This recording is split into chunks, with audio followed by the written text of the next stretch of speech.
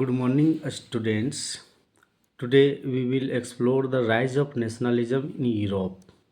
This topic explains how modern nations like Italy and Germany were formed. It also shows how ideas, culture, and war shaped political identity. Let's we begin. First, we see Europe before nationalism.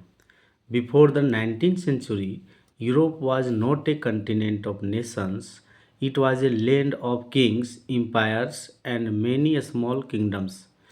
People had limited rights and they rarely felt that they belonged to one community.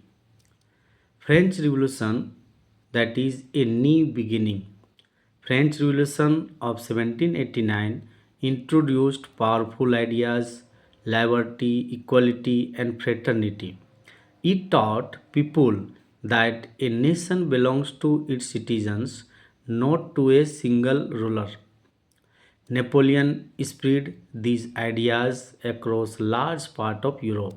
He created uniform laws, common administrations, and made people imagine the idea of a nation state. Let's now next point we may say the rise of middle class. That times a middle class have risen during the 1800. A new educated middle class emerged. They included merchants, lawyers, teachers, industrialists. They demanded freedom, constitution rights, and participation in government. Their demand for political rights and gave a strength to nationalist feelings. Cultural nationalism, we can say, along with politics, culture also shaped nationalism. Poets, writers, and artists promoted folk dance, folk songs, folklore, and local traditions to create a shared national identity.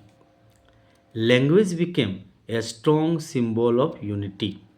When empires tried to impose a single official language, people resisted even more strongly, and nationalism grew.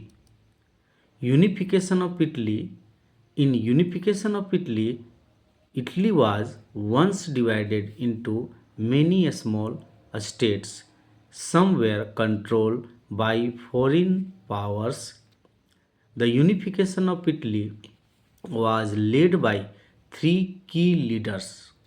First leader is Giuseppe Mazzini, and he often called the spirit of Italy, who inspired young people with revolutionary ideas. Second leader was Count Cavour, that often called the brain of Italy, who used diplomacy and political skill to strengthen Sardinia, Piedmont. And third leader was Giuseppe Garibaldi, that often called the sword of Italy, a heroic leader who red shirt volunteers liberated southern Italy. By 1861, Italy became a unified nation, and after that, Rome joined in 1870.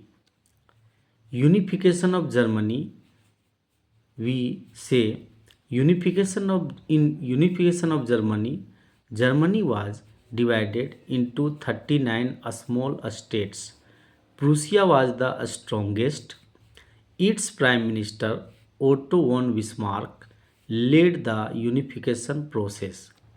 Bismarck believed in blood and iron, meaning wars and military force rather than speeches. Under his leadership, Prussia won three major wars against Denmark, against Austria, and against France. These victories brought the German states together. In 1871, Germany became a unified nation. In nationalism turns aggressive. Nationalism united some regions, but it also created tension in multi ethnic empires like Austria Hungary and the Ottoman Empire. Different ethnic groups demanded their own nation states. This competition and rivalry made Europe unstable and became a major factor leading to World War I. Finally, the growth of nationalism in Europe was a long and complex process. It involved revolutions, cultural movements, economic changes, and powerful leaders.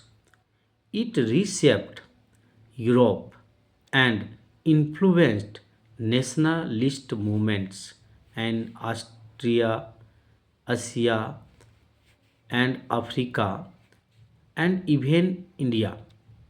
Understanding these topics helps us understand how modern nations were formed and how powerful ideas shape political identity. So, my lectures have finished, and I hope that everyone, that means all students, have liked my lectures and have understood all topics related to nationalism in Europe. So, thank you everyone.